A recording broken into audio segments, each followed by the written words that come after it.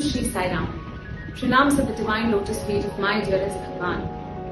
Thus spake Bhagwan Shri Sathya Sai Baba அப்படிங்கிற இந்த சீரீஸ்ல இன்னைக்கு நம்ம சுவாமி உண்மையை பத்தி சொன்ன ஒரு சின்ன கதையை தான் கேட்க போறோம்.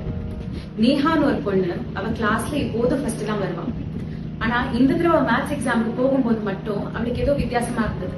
என்னன்னா, அவளுக்கு கொஸ்டின் பேப்பரை பார்க்கும்போது கடைசி கேள்விக்கான பதில் மட்டும் அவளுக்கு தெரியுது. மிச்சம் எல்லா கேள்விக்கு பதிலையும் எழுதிட்டு அவ இது மட்டும் தெரியாம அவ பிளாங்க் கொஸ்டின் பேப்பர் அப்படியே உத்து பார்த்துட்டு இருக்கும் போது அவ பக்கத்துல இருந்த அவ கிளாஸ்மேட்டோட பேப்பர் அவ கண்ணில் பட்டிருக்கு.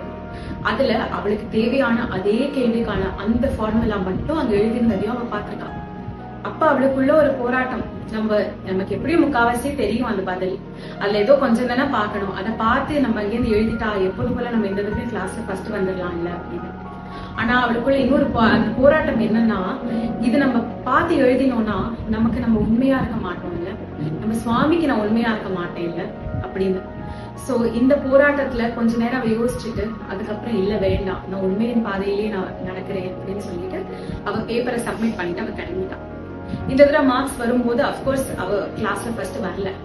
ஆனா இதுக்கப்புறம் அவ வருத்தப்படல, அவ ரொம்ப சந்தோஷமும் பெருமையும் பட்டான். ஏன்னா அவ இந்த தடவை உண்மையின் பாதையில நடந்தான்.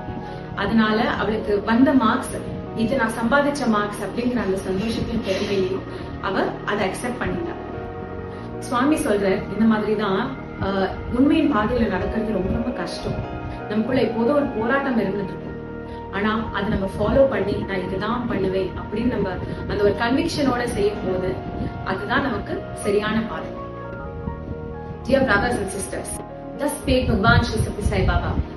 மாணவர்களே, உங்களுக்கு வாழ்க்கையில என்ன கஷ்டம் வந்தாலும் அது உங்களால உண்மையால மட்டும்தான் மீண்டு வர முடியும். இந்த உலகத்துல ஒரு 10 பேர் நான் உண்மையின் பாதையில நடக்கிறேன் அப்படின்னு சொன்னா கூட நம்மளால இந்த உலகத்தையே காப்பாற்ற முடியும். ஆனா நம்மள எத்தனை பேர் இந்த உண்மையின் பாதையை ஃபாலோ பண்றதுக்கு ரெடியா இருக்கும்? நமக்கு என்ன இருந்தாலும் என்கிட்ட இருக்கிறது எல்லாத்தையும் நான் தியாகம் பண்ணாலும் பரவாயில்ல, ஆனா நான் உண்மையின் பாதையில தான் நடப்பேன் அப்படின்னு நம்மள எத்தனை பேர் சொல்றவா இருக்கும்? நம்ம சுவாமி சொல்ற மாதிரி மனுஷன் மிருகத்திலேருந்து மனுஷன் ஆகிருக்கான், மனுஷன் இப்போ கடவுள் ஆகணும். இது நமக்கு செய்யறதுக்கு உண்மை மட்டும்தான் நம்ம கூட வரும். ஓம் ஸ்ரீ சாய்.